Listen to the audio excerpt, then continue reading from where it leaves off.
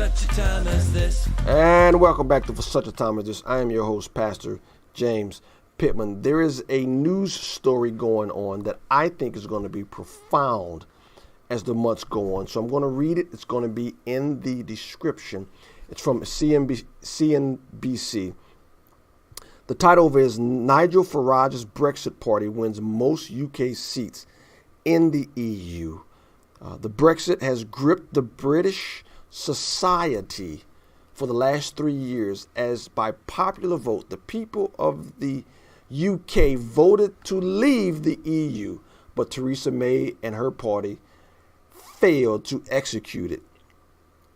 I believe it was May 23rd, the UK participated in the European parliamentary elections after they failed to leave the EU by the end of March. The Brexit Party was the clear winner in the UK's European elections, with the pro-remaining Liberal Democrats coming in second. It says this: Britain's newly formed Brexit Party comfortably beat the country's two main parties in European parliamentary elections. It goes on to state the UK participated in European parliamentary elections on Thursday. That would have been May 23rd, I believe. On Thursday, after failing to leave the EU at the end of March, the UK is electing 73 MEPs, that's members of the European Parliament. The UK is electing 73 MPs from across 12 regions, and 10 have so far declared. The Brexit Party have 28 MEPs, winning 32% of the vote, and are the largest party in 9 regions. Here's where this is interesting, and it will be very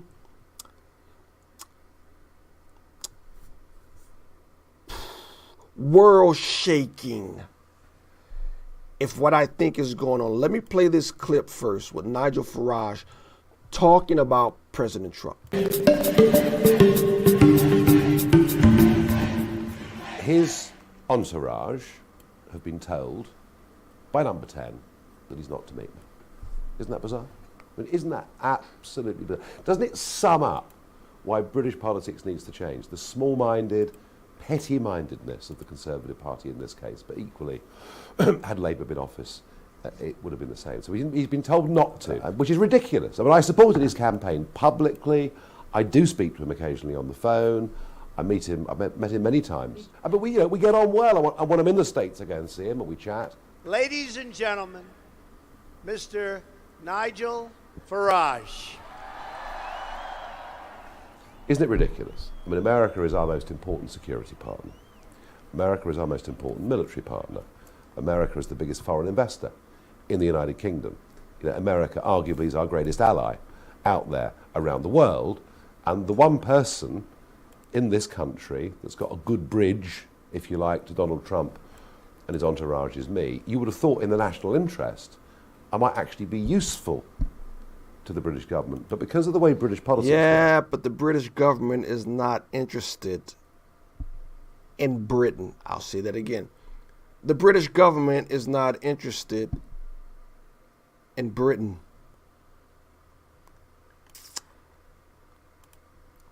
Genesis chapter 11, verse 3, and they said to one another, "Come, let us make bricks and burn them thoroughly." And they had brick for stone and bitumen for mortar.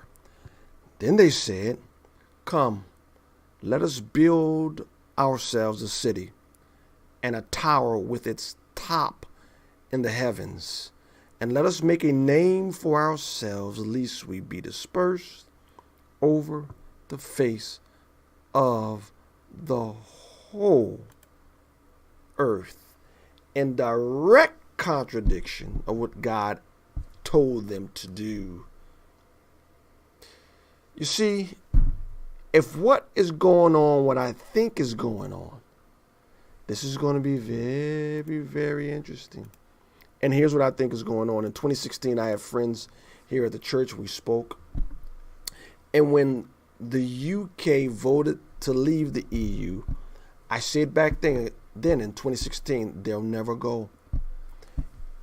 if the globalists are making a move against the nationalists, they can't let Britain go. And so now you look at what's happening in the UK. Clearly they want out. It's a failed experiment according to the British people. They want out. And so they vote with Nigel Farage here. Farage says, let's get out. We're nationalists. We're not globalists. And he wins in a rout. Let's see what happens. Genesis 11. This isn't new to the enemy. He's always wanting to unite mankind against God. It started in Babel, started at Babylon under Nimrod. And he's doing the same thing. As a matter of fact, I think he's been moving in this direction ever since the garden. And so if what's going on is going on what I think is going on, Nigel Farage and his Brexit Party has come face to face with the globalists, has come face to face with the evil one. And how he is going to handle this, the evil one, in Britain, I think is going to give a very clear indication about the time frame. No man knows the day or the hour. But if the Brexit Party is crushed, then we know the enemy is moving to consolidate power globally. And if that's the case, I think Daniel's 7th week is right around the corner. I think the Lord's coming is at hand.